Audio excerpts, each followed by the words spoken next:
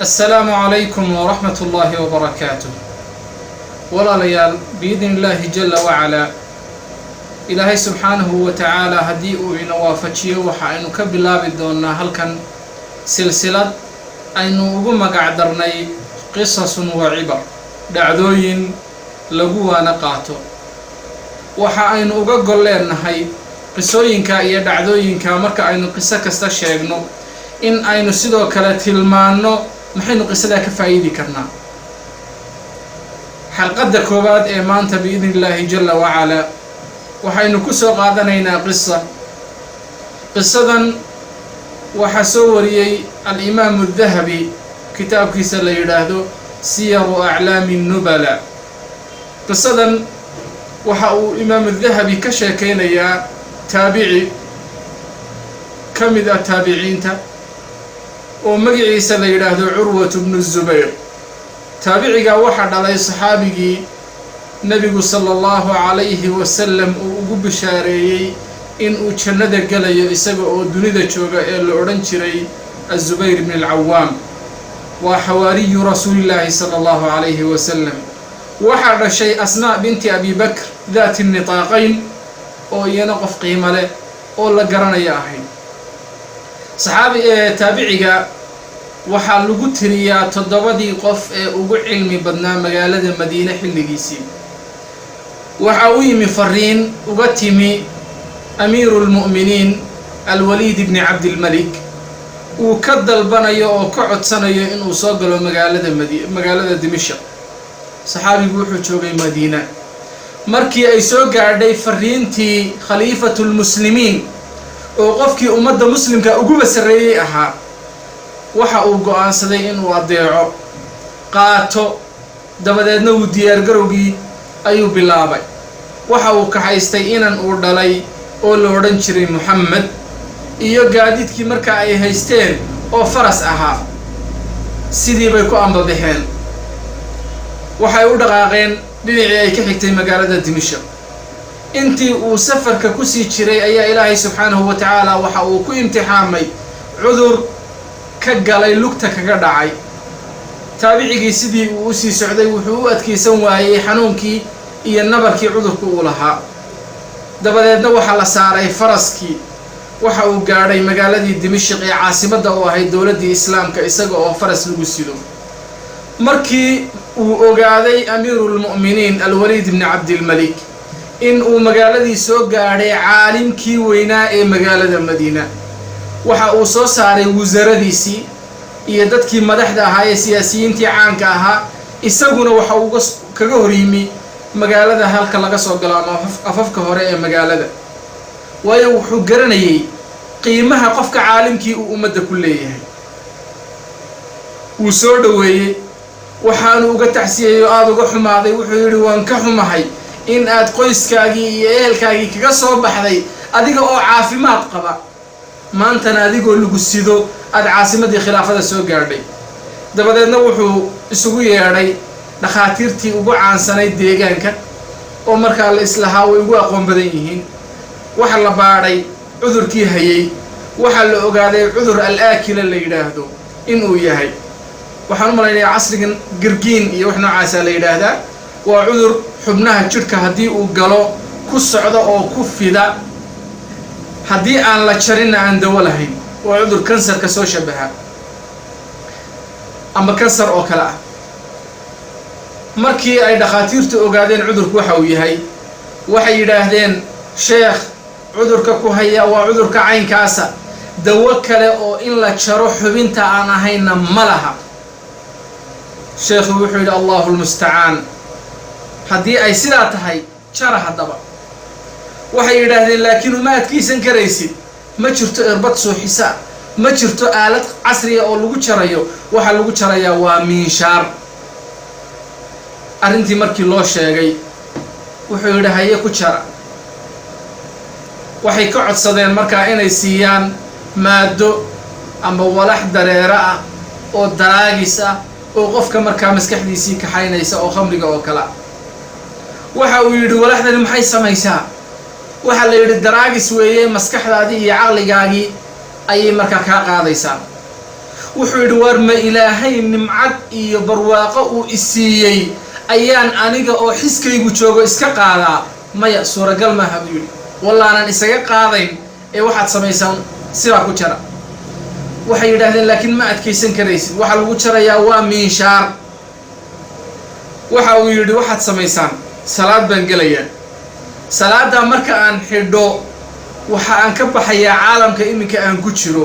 waxaan galayaa caalam aan hortaaganahay ilaahay subhanahu wa ta'ala khaliq al-ardi was-samawat marka waxa doontaan sameeyo sidii buu salaadii ku xidhay markii uu xidhay oo qiraa'adii bilaabay oo quraan akhriskii uu galay ay waxay bilaabeen qalabkii iyo agabkii dhakhtarku uu haystay in la soo qaato oo la jaro dabadeedna intii amaliyadu ay socotay ayaa waxa baxay inankii uu dhalay caalimka Urwa ibn Zubayr oo la oran jiray Muhammad si uu faraskii ugu soo xidho meesha isqabliga la yiraahdo ama fardaha lagu xidho si uu u geeyo intii uu markaa faraskii xidhayay ayuu farasku harraati ku dhuftay inankiina halkii ayuu wadnuhu ku istaagay markii qalliinkii uu dhamaaday ayaa waxa amiirul mu'miniin uu yimi uu uga tacsiyadeeyay wuxuu yiri waxaan kaaga tacsiyadaynayaa xubin kamida xubnahaagii in la jaray wuxuu yiri subhanallah alhamdulillah ilaahay baa ku mahadsan qadar ilaahay weeye raalina waan ku ahay ii keena buu yiri lugtii oo go'an ayaa loo keenay saas uu eego wuxuu yiri lug yahay ilaahay subhanahu wa ta'ala waxa uu marxaati ka yahay in aanan waligay kuugu socon dhinac xaaraan ah anigoo xaaraan doonaya waligay inaanan kuugu socon ilaahay marxaati buu ka yahay dabadeedna wuxuu yiri ilaahay subhanahu wa ta'ala adiga ayaa mahadnaq waxa la yiri sidoo kale waxa lagaaga tacsiyadaynaya oo aanu si murugale kaaga tacsiyadaynayna inankaagii Maxamed inuu dhintay qaabka caynkaas oo faraskaagu uu dilayna uu dhintay wuxuu yiri ilaahayow allahumma in kunta qad a'taytani 7 abnaa faqad akhadta minni waahidan wa in kunta a'taytani 4 a'dhaa faqad akhadta minni waahidah ilaahayow haddii aad isiisay 7 inamadiisu 7 ayay ahaayeen mid quraad iga qaaday ilaahay haddii aad isiisay 4 xubnood xubin qura ayaad iga qaaday ilaahay adiga ayaa ku mahadsan mahadinta uu ilaahay ku mahadinayo ayuu sida ku sameeyay haddaba qisadan walaalayaal waxaynu ka faa'iideynaa dhowr arrimood arrinta koobaad ee aynu ka faa'iideyno waxa weeye umarada iyo dadka madaxda ah ee muslimiinta u taliya waxa ay ka taagan yihiin muslimiinta boosare haddii khaliifka ama xaakimka ama madaxweynaha muslimiinta u taliya uu yahay